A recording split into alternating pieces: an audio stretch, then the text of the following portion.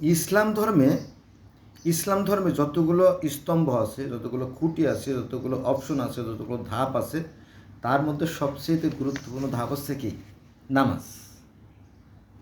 হ্যাঁ, এখন এই নামাজ কিন্তু অন্যান্য সকল ধর্মে আছে বা ছিল। কোথায় ছিল সেটা যদি আমি কোরআন শরীফ থেকে না বলি তাহলে আমার মুসলমান ভাইরা আবার মাইন্ড করবে। যদি আমি কোরআন শরীফ থেকে বলতেছি, এটা হচ্ছে আপনার সূরা আরাফ আয়াত নম্বর 205। এখানে হিন্দুদের নামাজ চলে আসতেছে। কাদের নামাজ? হিন্দুদের, সনাতন ধর্মের নামাজ। সেটা আবার কেমন? তুমি তোমার রবকে, আমি আয়াতটা তুলে ধরছি, তুমি তোমার রবকে মনে মনে মনে মনে সবিনয় ও সভয়ে অনুচ্চ স্বরে সকাল ও বিকেলে স্মরণ করবে এবং তুমি উদাসীন হবে না। সূরা আরাফ আয়াত নম্বর 205। নামাজ অর্থ স্মরণ, নামাজ অর্থ সংযোগ, নামাজ অর্থ যোগাযোগ। নামাজের অর্থ হচ্ছে স্মরণ, সংযোগ বা যোগাযোগ। অর্থাৎ সেই সৃষ্টিকর্তাকে আমি আমার হৃদয়ে ধারণ করব এবং তাকে আমি কি অনুকম্পার সাথে, ভয়ের সাথে, আতঙ্কের সাথে, বিনয়ের সাথে তাকে মনে রাখবো। এটাই এই যে উক্তে উক্তে নামাজ পড়লাম আর আকাম করলাম, নামাজ পড়লাম আকাম করলাম, এটার কোনো ভিত্তি নাই। এই নিয়ে মুসলিম জাহানের মধ্যে, মুসলমানদের মধ্যেই গণ্ডগোল আর গণ্ডগোল। কত রকমের নামাজ যে আবিষ্কার হয়েছে সেটা আমি সঠিক করে বলতে পারবো না। যাই হোক, তো এই যে নামাজ, এই নামাজ কিন্তু হিন্দুরাও পড়তো। কি আবার কী কথা কন, এটা আমি প্রথম শুনলাম জীবনে। হ্যাঁ, প্রথমেই তো শুনবেন, কারণ আপনি তো কোরআন শরীফের অনুবাদ জানেন না। আর যারা জানে তারা তো সেটা গোপন রাখে। হ্যাঁ, আপনি কি, আপনার মাথায় নাই টুপি, আপনি কি শোনাতে আসছেন? হ্যাঁ, টুপি লাগে না, কারণ কোরআন শরীফের এক জায়গায়ও দাড়ি, টুপি, পাগড়ি, পাঞ্জাবি, জুতো, মুজো, আন্ডার প্যান্ট মানে জাইঙ্গে, এগুলোর কথা উল্লেখ নেই। আচ্ছা, চলে আসেন নামাজের কথা। হিন্দুদের নামাজ আর কাবা গৃহের নিকট শুধু শীষ ও করতালি দেওয়াই ছিল তাদের নামাজ। কাদের নামাজ? যারা প্যাগান, যারা সনাতনী, যারা হিন্দু, তাদের নামাজ ছিল। তো এটা তো মূর্তি পূজা না, এটা কিন্তু মূর্তি পূজারিতে বলতেছে না, এটা হচ্ছে সেই সৃষ্টিকর্তাকে, হে আল্লাহ আমরা তোমার দরবারে হাজির, হে আল্লাহ তোমার দরবারে আমরা হাজির। শুনতেন না? তো এটা আছে কোথায়? এটা আছে সূরা আনফাল আয়াত নম্বর 35। তার মানে কি, মুসলমানদের কিন্তু সবচেয়ে বড় বিরোধ হচ্ছে মূর্তি পূজা। হ্যাঁ, হিন্দুরা সবচেয়ে বড় জম। তো সেখানে কিন্তু নামাজ আছে। এটা হচ্ছে কি আপনার সূরা আনফাল আয়াত নম্বর 35, তাই না? আবার 5 ওয়াক্ত নামাজের কথা বলা আছে। পঞ্চ মহাযজ্ঞ, 5 ওয়াক্ত সেই সৃষ্টিকর্তাকে স্মরণ করা। এই পঞ্চ মহাযজ্ঞ যেমন সনাতন ধর্মে আছে, এই 5 ওয়াক্ত নামাজের কথা জরথুস ধর্ম, অর্থাৎ আজ থেকে 4000 4,500 বছর আগে, আমি সেই যে ইরানের, বর্তমান ইরানের আগে ছিল পারস্যের যে জরথুস ধর্ম, সেখানেও 5 ওয়াক্ত নামাজের কথা বলা আছে। গিলগামেশের মহাকাব্য গিলগামেশ 5টা স্বপ্ন দেখছিল, সেখানেও সেই আরাধনার কথা বলা আছে। তারপরে আপনারা জানেন যে শিখরা নামাজ পড়ে, শিখ ধর্মের অনুসারীরা তারা নামাজ পড়ে, ইহুদিরাও নামাজ পড়ে, খ্রিস্টানরাও নামাজ পড়ে। এবং এই যে পঞ্চ মহাযজ্ঞ জিনিসটা অনেকে জানে না।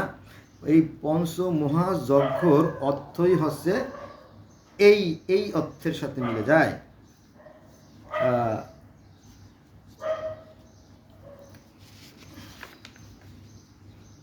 কোন অর্থের সাথে মিলে যায় বলতেছি আমি, যাও ওটা ভরে গেল।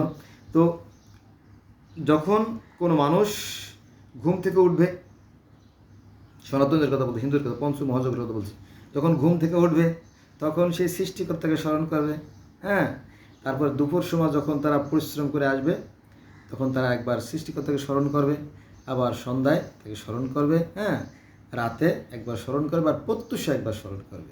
এইটা হলো 5 বার। হ্যাঁ, এটা কিন্তু মূর্তি পূজার কথা বলা হয় না এখানে। এখানে কি ওম নাম, যজ্ঞ, আরাধনা, ধ্যান, তপস্যা, জপমালা ইত্যাদি ইত্যাদি, এইভাবে সৃষ্টিকর্তা স্মরণ করার কথা বলা হয়েছে। আমি আমার নোটটা হারাই ফেলাইছি বন্ধুরা, আমি আবার খুঁজে বের করছি।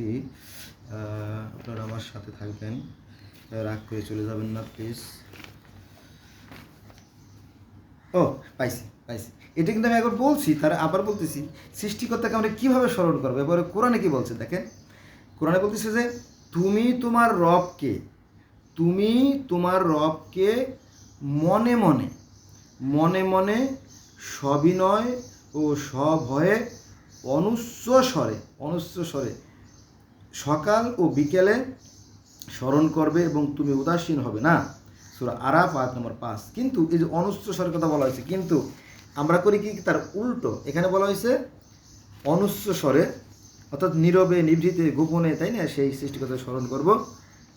সেই সৃষ্টিকর্তা জানবে আর আমি জানবো, আমার আত্মা জানবে, আমার মন জানবে, আমার দেল জানবে, আমার হার্ট জানবে, তাই না, যে আমি তাকে ভালোবাসি, আমার সৃষ্টিকর্তাকে আমি স্মরণ করবো। কিন্তু এখানে দেখানো হয় লোক দেখানো নামাজ, just for show, not for sale. Have you understand my speech? Yes I am. So এখানে বলা হয়েছে যে অনুচ্চস্বরে, কিন্তু আমরা কী করি জানেন, একটা আনুষ্ঠানিকতা, আরে বাবা, মাইকে এমনভাবে চিৎকার মারে যে, হ্যাঁ, মানুষ দেখেন, ঢাকার শহর বলেন, যে কর্মব্যস্ত মানুষ, এরা কিন্তু ভীষণ ব্যস্ত থাকে, তাই না। তো একটু বিশ্রাম নেবে, আসরের সময় আজান দিল, একজন লাফা উঠছে, কী হয়েছে ঘটনা, না কোনো কিছু হয় না, তুমি ঘুমাও। তো আজান হচ্ছে, আচ্ছা ঠিক আছে। কিছু কিন্তু বললে কিন্তু মায়ের অভাব হবে না, মায়েরই একেবারে দাঁত ভেঙে দেবে, কল্লা কেটে ফেলবে। তো আজান, আবার মাগরিব, আবার একটু ঘুমাইছে, কিন্তু মাগরিব আবার আজান, কী হয়েছে, ওই আজানে, ও আচ্ছা, ইসিরে একটা জানালায় ভালো ঘের দেওয়া দরকার, ঠিক আছে, এইগুলো আর কি। তো আবার ফজরে, তাই না, যেহেতু অফিসার মানুষ রাত 2টার সময় ঘুমাইছে, ঘুম আসতে 3-4 বাজে গেছে, একটু পরে হঠাৎ করে আজান, কী হয়েছে, ফজরের আজান দিয়েছে, নামাজটা পড়ি নাও। আচ্ছা, নামাজটা পড়তে দিন শেষ, পরে সারা রাত দিন মাথা ব্যথা। হ্যাঁ, কিন্তু এগুলো কোরআনের বিপক্ষে যায়। কার বিপক্ষে যায়? ওই যে সূরা আরাফের 205 নম্বর আয়াতের বিপক্ষে যায়। অনুচ্চস্বরে আমার সৃষ্টিকর্তা থাকবে তোমার কলমের ভিতরে, আমার সৃষ্টিকর্তা থাকবে তোমার অন্তরের ভিতরে, আমার সৃষ্টিকর্তা থাকবে আমার হৃদয়ে, যার সাথে আমার প্রেম। এই দেহ কার?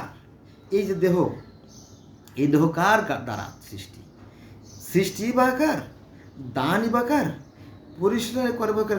তিনি, যিনি উপরে থাকেন। পৃথিবীতে যে 4300 ধর্ম আছে, এই সমস্ত ধর্মই কিন্তু বিশ্বাস থেকে সৃষ্টি, যে এই যে বিশ্ব ব্রহ্মাণ্ড সুশৃঙ্খল ও সুনিয়ন্ত্রিতভাবে পরিচালিত হচ্ছে, নিঃসন্দেহে এর পিছনে একটা শক্তি আছে। সেই শক্তিকে বিভিন্ন মানুষ বিভিন্ন নামে ডাকে।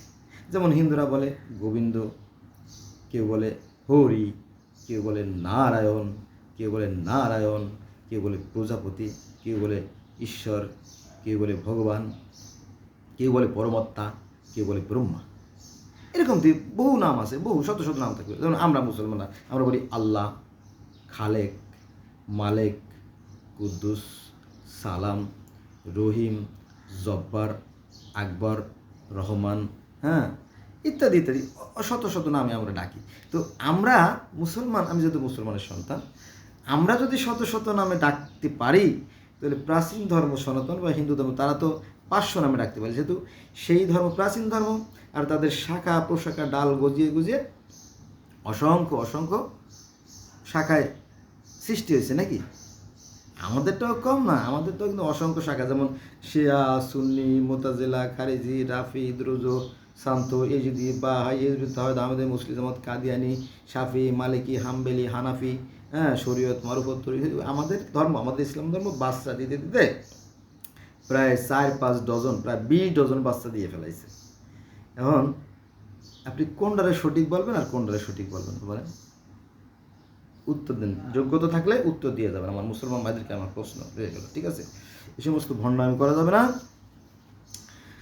হ্যাঁ, সৃষ্টিকর্তা যেটা বলছে, সৃষ্টিকর্তা বলছে আমি মানুষ সৃষ্টি করেছি এবং তাকে ভালো মন্দের জ্ঞান দিয়ে সৃষ্টি করেছি এবং আমি জন্ম মৃত্যু সৃষ্টি করেছি, হ্যাঁ, পরীক্ষা করার জন্য কে কর্মে জয়ী। আচ্ছা, আরেকটা আয়াত আমি কোরআন থেকে বলি। অনেক ভাইরা আমাকে প্রশ্ন করে যে কোরআন থেকে আয়াত দেবেন, বুঝছেন না? আঙ্গুল উঠালে তো বোঝা যায়, উপর দিকে আঙ্গুল উঠালে বুঝবেন যে সৃষ্টিকর্তাকে বলা হয়েছে, উপর দিকে আঙ্গুল উঠালে বুঝবেন যে সেই ভগবানের কথা বলা হয়েছে, উপর দিকে আঙ্গুল উঠালে বুঝবেন যে আল্লাহর কথা বলা হয়েছে। সেই গড, সেই টিয়ান, সেই তাও, সেই সিন্ত, সেই ঈশ্বর বোম্বা, সেই আহরা মাজদা, তাকে বোঝানো হয়েছে। বা সে রা হচ্ছে অদৃশ্যের দেবতা। মিশরীরা বলতো রা অদৃশ্যের দেবতা, তাকে দেখা যায় না, কালে চোখে দেখা যায় না। কিন্তু এই সমস্ত কথাগুলো আমাদের ধর্ম ব্যবসায়ী যারা, তারা লুকায় রাখে। ফলে আমাদের মধ্যে, আমাদের আলেম ওলামা ভাইদের মধ্যে, বা আমাদের যারা সহজ সরল যারা সন্তান, আমাদের যারা নতুন প্রজন্ম, মাইন্ড করবেন না, আমি কাউকে দোষ দিচ্ছি না, আমাদের আলেম ভাইদেরকে, তাদেরকে বিভ্রান্ত করে কি তাদের বড় ভাইরা, ফলে তারা বিভ্রান্তর মধ্যে পড়ে যায়। আমি তাদের দোষ দিই না, আল্লাহ তাদেরকে হেদায়েত করুক। আমি বদ্ধ করি না, আলেমদেরকে আমি বদ্ধ করি না, তাদের জন্য আমার খুব কষ্ট হয় যে আহারে তাদের জীবনগুলো নষ্ট করে দিচ্ছে কিছু ধর্মভণ্ড ব্যবসায়ীরা। তো দেখেন আল্লাহ কি বলতেছে, আল্লাহ it is not a simple matter, all mighty creator, যিনি all in all, around the world, যিনি বিশ্বজাহানের সর্বসর্বা, যিনি বিশ্বজাহানের পরিচালক, it is not a simple matter. আচ্ছা, তিনি বলতেছেন, আল্লাহ বলতেছেন যে মানুষ ছিল এক জাতি। কি ছিল? গোটা মানব জাতি ছিল এক জাতি, পরে তারা মতভেদ সৃষ্টি করে। হ্যাঁ, মতভেদ সৃষ্টি করলে তো আল্লাহ, যেহেতু আল্লাহ হেদায়েতের মালিক, আল্লাহ তো নিশ্চয়ই এই মতভেদ সৃষ্টির সমাধান করে দিতে পারতেন, তাই না? পারতেন না? কিন্তু করেন নাই। কেন? যদি না করে থাকে তাহলে তো এই অ্যাবিলিটি তার, এই দায় দায়িত্ব তার, যেহেতু তিনি গার্জিয়ান, যিনি অভিভাবক, as his master all family, in all family, তাই না? যেহেতু সৃষ্টিকর্তা, তার দায়িত্ব ছিল এদের সমাধান করে দেওয়া, কিন্তু তিনি করেন নাই কেন? তাহলে অ্যাবিলিটি তার না, দায় দায়িত্ব তার না, তার দায়িত্ব করে দেয়। যাক, আবার আসেন, মানুষ ছিল এক জাতি, পরে তারা মতভেদ সৃষ্টি করে। তোমার প্রভুর পূর্ব ঘোষণা না থাকলে, তোমার প্রভুর পূর্ব ঘোষণা না থাকলে তারা যে বিষয়ে মতভেদ ঘটায় তার তো মীমাংসা হয়েই যেত। সূরা ইউনুস আয়াত নম্বর 19। অতএব এই যে মানুষ, হরেক রকমের মানুষ, কেউ হিন্দু, কেউ খ্রিস্টান, কেউ বৌদ্ধ, কেউ শিখ, কেউ জিউস, কেউ ফিউজ মানে কি, যেগুলো বাতিল হয়ে গেছে, মানে নাস্তিক। তারপরে মনে করেন যে মিশরীয়, তাই না? তারপরে সুমেরীয়, তারপরে ব্যাবিলনীয়, তারপরে অ্যাজটেক, মায়ান, ইনকা, ডগন, রাষ্ট্রফারাজিয়ম, কনফুসিয়াস, তাও, সিন্তো, বাহাই, ব্যাবিলনি, মিশরি, তাই না? তারপরে সুমেরি, তারপরে আপনার গ্রিক, রোমান, ক্যাথলিক, হ্যাঁ, অনেক অনেক অনেক অনেক অনেক ধর্ম। তো এগুলো কার সৃষ্টি? সেই একই সৃষ্টিকর্তার সৃষ্টি, একই মানুষ। তবে এত রকম কিছু করছেন কেন? আপনি এই যে আজকে হচ্ছে আপনার 4 তারিখ, আজকে হচ্ছে 4/5/2024। প্রচণ্ড গরম, জানেন তো, ইদানিং সারা এশিয়া মহাদেশে ভয়ঙ্কর গরম হচ্ছে, সৌদিতে বৃষ্টি হয়ে গেল। তো এই মুহূর্তে আপনি যদি বাজারে যান, দেখবেন যে বাঙ্গি, এক ধরনের বাঙ্গি আছে শুধুমাত্র কালো। এই কালোর সম্পূর্ণ বিপরীত আর একটা বাঙ্গি আছে একদম হলুদ। আর একটা বাঙ্গি আছে এই বাঘের মতো ডোরা কাটা, আঁকা বাঁকা। তার মধ্যে আবার 2 কালার, একটা আছে সাদা সাদা, একটা আছে সবুজ সবুজ।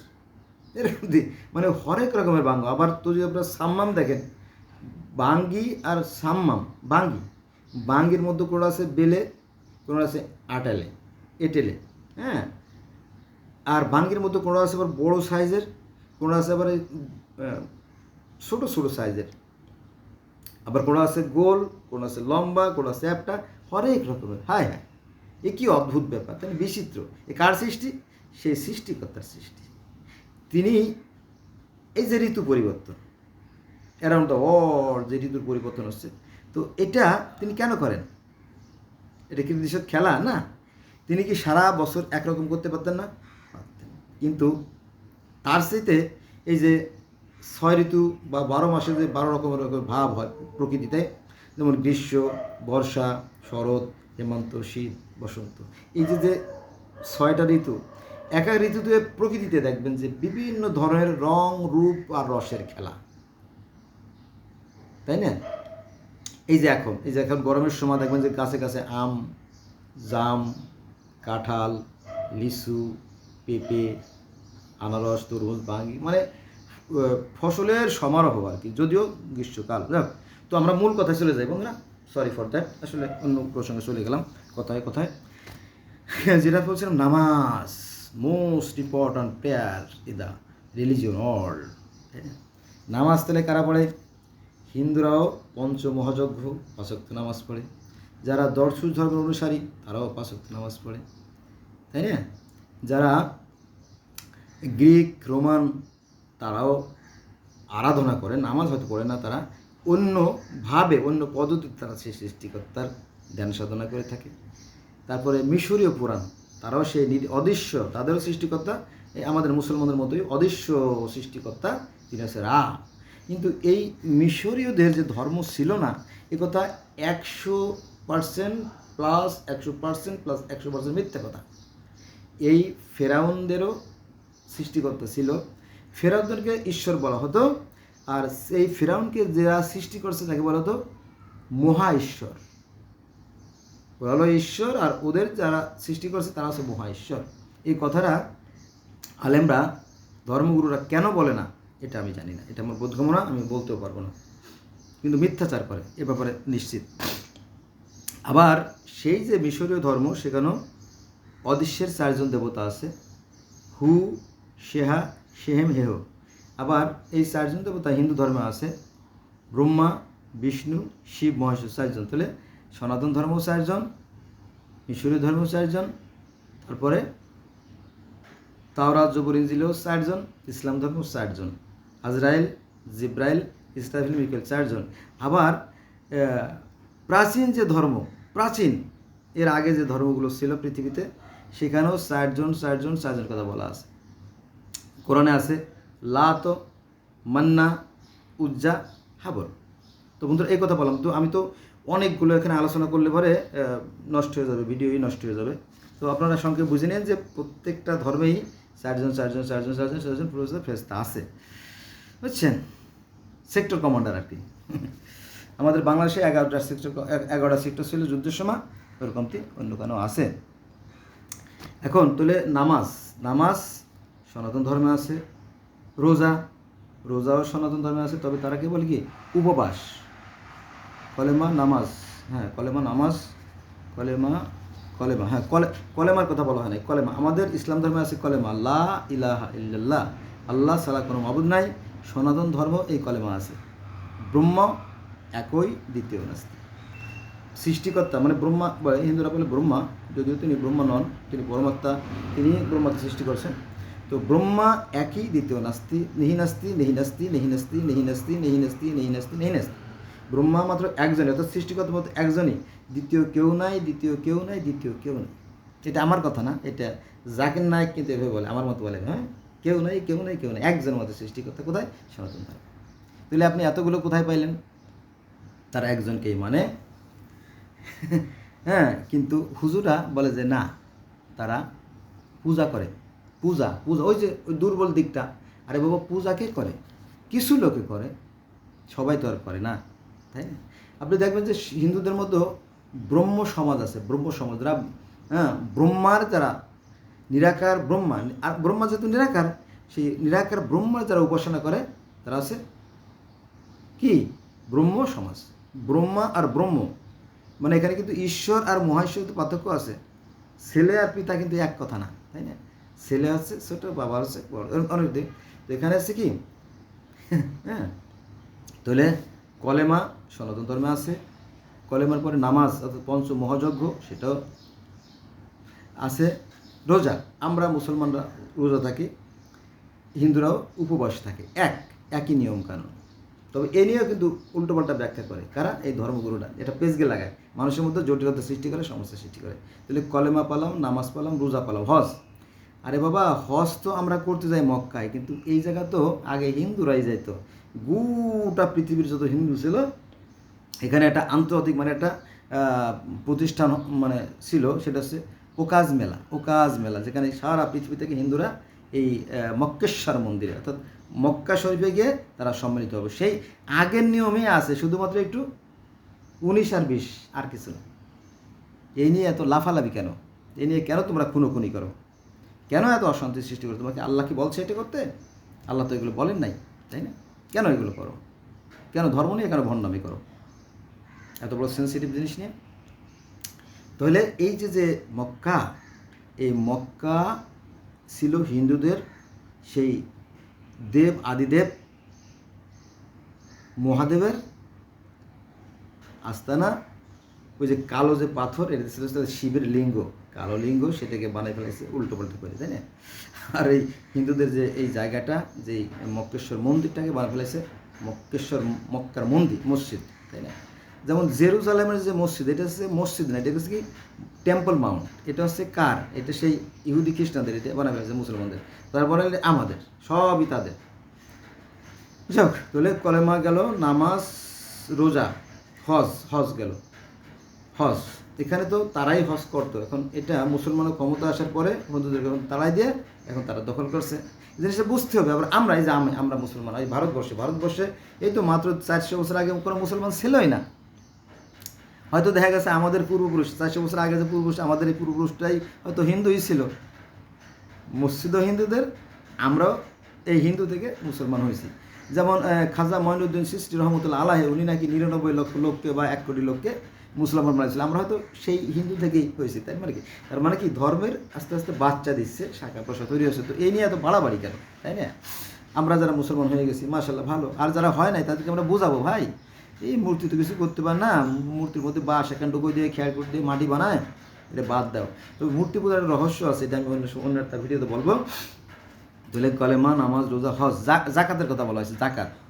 জাকাত তো আমরা প্রতি বছর যে 2.5 টাকা হারে দিয়ে দেই, ঠিক আছে? তো এই জাকাতের কথাও কিন্তু সনাতন ধর্মে আছে বা হিন্দু ধর্মে আছে। ভগবদ গীতায় 18 পর্বের 13তম পর্বে বলা হয়েছে যে যদি কেহ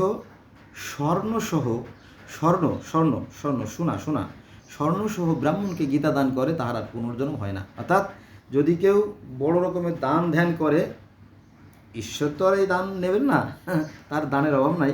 তো তার প্রতিনিধি যারা ধর্মগুরু, তাদেরকে যদি আমরা দান ধ্যান করি, তাহলে তারা খুশি হন, আর ব্রাহ্মণরা খুশি হলে আল্লাহ খুশি হয়।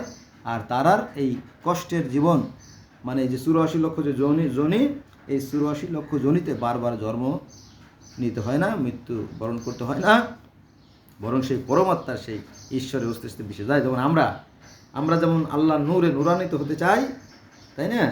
দেখবেন যে যারা নামাজ পড়ে, যারা প্রচণ্ড ইমানদার, তাদের সেই নামাজের জায়গায় কাল কিয়ামতের ময়দানে চকচক ঝিক করবে, এবং আল্লাহ নূরে নূরান্বিত হয়ে যায় ডোর, তাই না?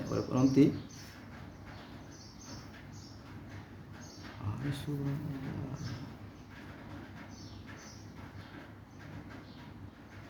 ঠিক আছে। তো আমি বন্ধুরা একটু আটকে উঠছিলাম, কারণ ওই মাইক্রোফোনটা লাগাই নাই, তো তাই মনে করছি যে বোধহয় আমার ভিডিও হয় নাই। আশা রাখি হবে, তবে সাউন্ডটা একটু কম পাবেন। আজকে কোনো কিছু লাগাই নাই, তো সরাসরি করতেছি। এই জন্য আমি হঠাৎ আজকে কিছু হাই সুবহানাল্লাহ বলে গেছি যে আমি বোধহয় ভুল করে ফেলেছি, আমার ভিডিওটা মাটি হয়ে গেল, সরি ফর দ্যাট। তো যাক, এই হলো বিষয়। আসলে ওই কথাই একটাই যে হে দয়াল, তোমায় বহু নামে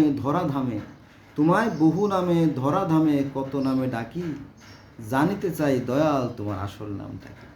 এটা একজন শিল্পীর গাওয়া গান, একটা কলি। আর একজন শিল্পী তার কবিতার মাধ্যমে বলতেছিল যে জগৎ জুড়িয়া এক জাতি আছে, সে জাতির নাম মানুষ জাতি, একই পৃথিবীর স্তনে লালিত। একই পৃথিবীর স্তন বলতে কি, এই পৃথিবীর মায়ের যে বুকের পরে যে সমস্ত ফসলাদি ফলে, লক্ষ রকমের ফসল, এগুলো খেয়েই তো আমার বেঁচে যায়, কি থেকে বলা হয়েছে, করবে বলছে তাই যে এই পৃথিবীতে যে সমস্ত ফসল ফলে সেটা বলছে মায়ের স্তনের সেই দুধের সাথে তুলনা করছে। যেহেতু আমরা জন্মের পরে মায়ের দুধ খাই 2 বছর, তারপরে আমরা ধরাধামে নেমে যাই। কাজ করি খাই। তো জগৎ জুড়িয়া এক জাতি আছে, গোটা পৃথিবীতে জগৎ জুড়িয়া এক জাতি আছে, সে জাতির নাম মানুষ জাতি। একই পৃথিবীর স্তনে লালিত, একই রবি শশী মোদের সাথী, শীত তাপ ক্ষুধা তৃষ্ণার জ্বালা, সবাই মোরা সমান বুঝি।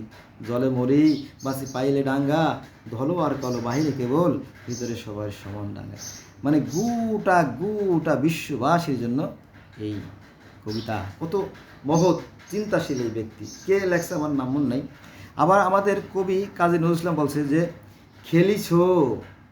খেলিছ এ বিশ্ব লয়ে, বিরাট ও শিশু আন মনে খেলিছ। তাই না? তাহলে এই গোটা বিশ্বটাকে নিয়ে যিনি খেলছেন, তিনি কত বড়, তিনি কত সীমাহীন। ঈশ্বর বা আল্লাহ এই সপ্তম আকাশব্যাপী আছেন। এটা আমাদের কোরআন শরীফে আছে যে তিনি সপ্ত আকাশব্যাপী আছেন, আর সপ্ত আকাশব্যাপী আছেন এই কথা বেদেও আছে। এখন ঈশ্বর বা সৃষ্টিকর্তা বা আল্লাহ বা অলমাইটি ক্রিয়েটর বা মাবুদ যাই বলেন, তিনি যদি এই সপ্ত আকাশের ন্যায় বিশাল হয়, মানে অসীম হয়, তাহলে তার আকৃতি কি দেওয়া সম্ভব না। তবে কেন মূর্তি পূজা কেন করা হয়? মূর্তি পূজার রহস্য আছে বন্ধুরা, একটু বলি, নইলে আপনারা বুঝবেন না।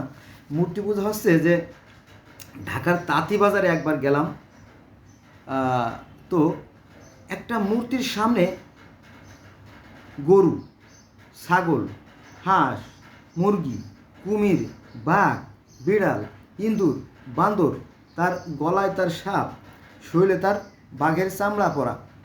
এই কি অদ্ভুত! এইটা কি আবার? মূর্তি তো অনেক রকম হয়, কিন্তু ইনার চারিদিকে যত সব পশু পাখি জীব জন্তু কীট পতঙ্গ, এটাই আবার কি? ছোটটা বাচ্চা বলছে উনি কি এই কৃষি কাজ করে? বাবা, উনি হচ্ছে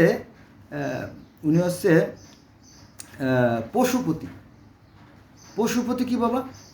পশু বলতে এই যে পশু বলতে এই যে গরু, ছাগল, হাঁস, মুরগি, বাঘ, সিংহ, বিড়াল, কুত্তা, ইঁদুর, বান্দর, সাপ, যা বলো, একে বলা হয় পশু। আর পতি শব্দের অর্থ রাজা বা বাদশাহ। ও আচ্ছা, বুঝছি। তো উনি উনাকে সৃষ্টিকর্তা যিনি সেই সৃষ্টিকর্তা উনাকে দায়িত্ব দিয়েছে এই পশুদের বিচার আচার করার জন্য। পশুদের মধ্যে কিন্তু দেখবেন যে যুদ্ধ ঝগড়াঝাটি হয়। পশুপতি আমাদের মুসলমানদের মধ্যেও কিন্তু একজন পশুপতি আছে। হ্যাঁ মিয়া, তুমি গাঁজা খাইছো, ডেট ফেলালা গাঁজা? না ভাই না, আমি তোমার মতো চোদ্দ মুসলমান নই, আমি জেনে শুনে মুসলমান হয়েছি, আমিও মুসলমানের সন্তান। আর প্রত্যেকটা ধর্মই সত্য, সুন্দর, শান্তির কথা বলে। যাও, এটা বলছিলাম যে, তো সেই যে আমাদের মুসলমানদের মধ্যে একজন আছে, ওর নাম হলো খাজা খিজির। উনি পানির মধ্যে থাকে, এখনও উনি পানির মধ্যে জীবিত আছেন এবং উনি পশুদের বিচার করেন। আমার এই কথা কাটতে যোগ্যতা থাকলে কাটেন। আমাদের একজন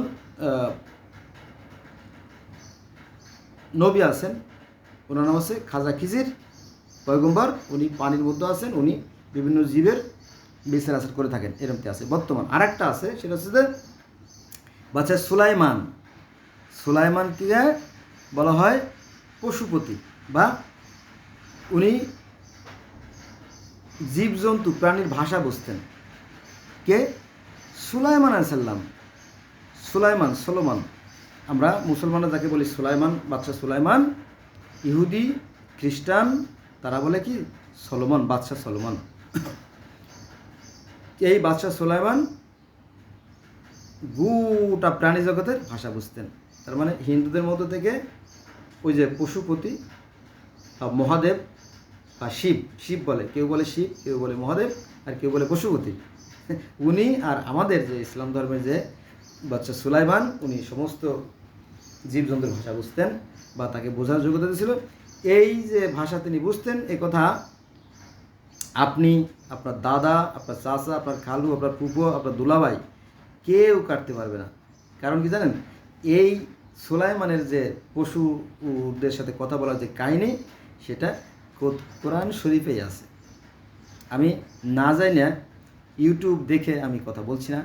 আমি পৃথিবীর প্রধান ধর্মগ্রন্থ বলার তৌফিক সৃষ্টিকর্তা আমাকে দিয়েছেন। আমি গর্ব করি না, জানি বলেই আপনাদেরকে জানানো বা শেয়ার করা।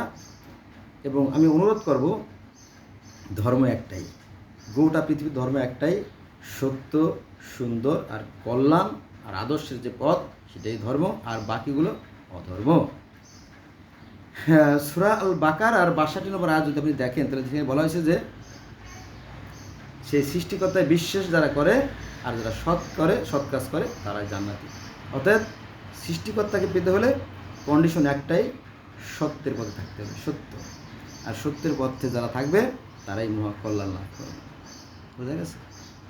এই যে নামাজ আমরা পড়ি, সবচেয়ে গুরুত্বপূর্ণ যে নামাজ, এই নামাজের কাজও সেই সৎ পথে পরিচালিত করা। এখানে বলা হয়েছে যে ইন্নে সালাতা, ইন্নে শব্দ তো নিশ্চয়ই, আর সালাতা মানে সালাত মানে নামাজ বা প্রেয়ার বা প্রার্থনা। ইন্নে সালাতা তানহা আনাল ফাহশা, নিশ্চয়ই নামাজ মানুষকে বিরত রাখে কি? অন্যায় আর অসৎ কাজ থেকে।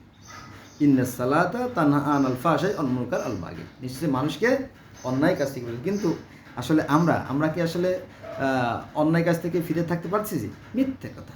এই নামাজ লোক দেখানো, খালি হুদাই ব্যায়াম করা, শুধুই ব্যায়াম করা, পরিশ্রম বৃথা, এমনি সব পাট পার। হ্যাঁ, এরা চায় একটু তওবা করে, একটু উমরা করেই জান্নাতে চলে যাওয়ার। এতে কাজ হবে না, বুঝছেন? কাজ হবে না, কোনো কাজ হবে না, একদম 5% কাজ হবে না। কারণ সৎ পথ, সৎ কারা।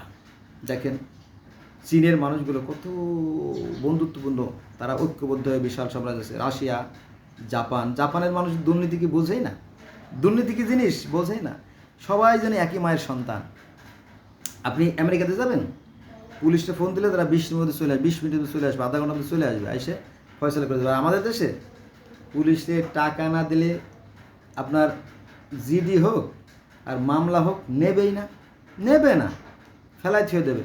তারপরে যদি কারো ক্ষমতা থাকে, চেয়ারম্যান, মেম্বার, এমপি, মন্ত্রী দিয়ে ফোন দিয়ে যদি পারেন, তাহলে হয়তো কোনো মামলা নিতে পারে, নইলে না।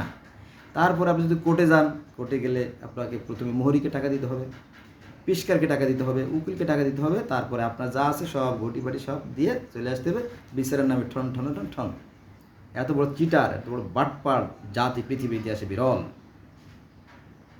এটা আমার কথা না, আমনেস্টি ইন্টারন্যাশনালের অসংখ্যবার জরিপ করছে আর বলছে বাঙালি দুর্নীতিবাজ। আপনি দেখবেন যে সারা পৃথিবীতে যত ইউনিভার্সিটি আছে তার ধারের কাছে কেন সেই তালিকার মধ্যে বাংলাদেশের নাম পড়ে না, কারণ এদের শিক্ষা ব্যবস্থা ভালো না, অসৎ। বুঝা গেছে? এই আর কি, চরিত্র ভালো করতে হবে।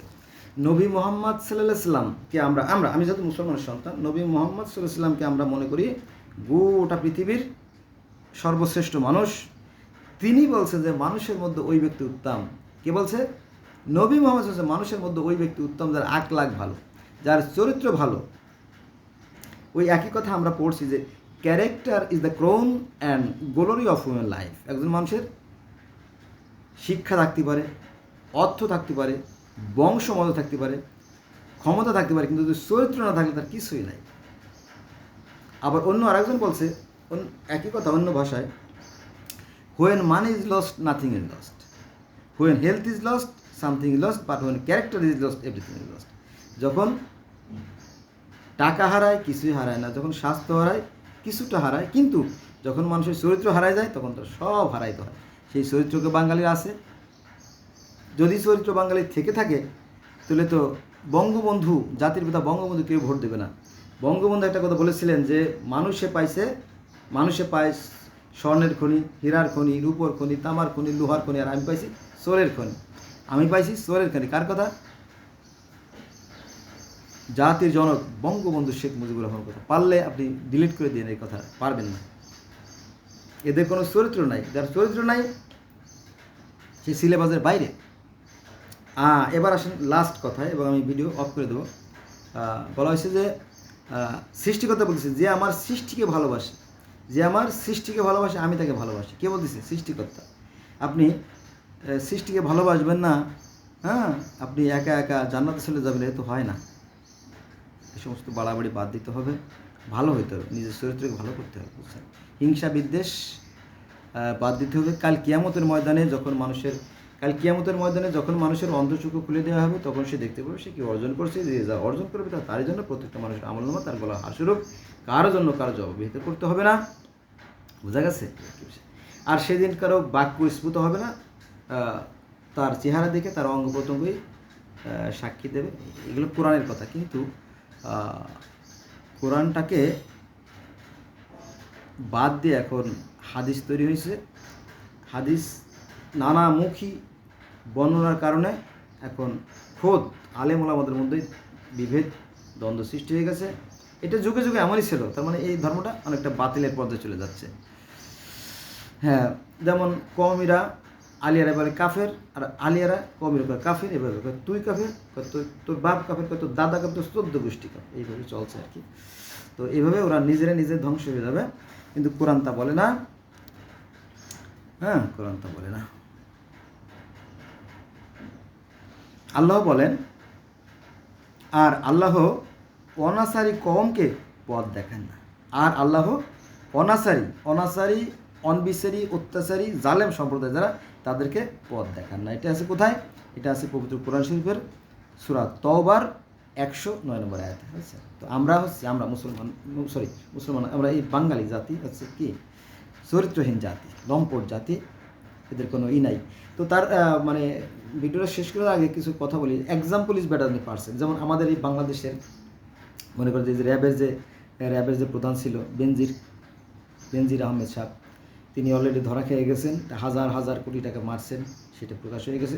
তিনি গোপালগঞ্জে এক জায়গায় শুধু 800 বিঘা জমি করছেন, এক জায়গা, বুঝছেন? তারপরে এই যে আপনার বাংলাদেশের একটা গরিবদের চিকিৎসালয় ছিল হামদর্দ ল্যাবরেটরি। তো এই হামদর্দ একটা ওয়াকফকৃত একটা প্রতিষ্ঠান।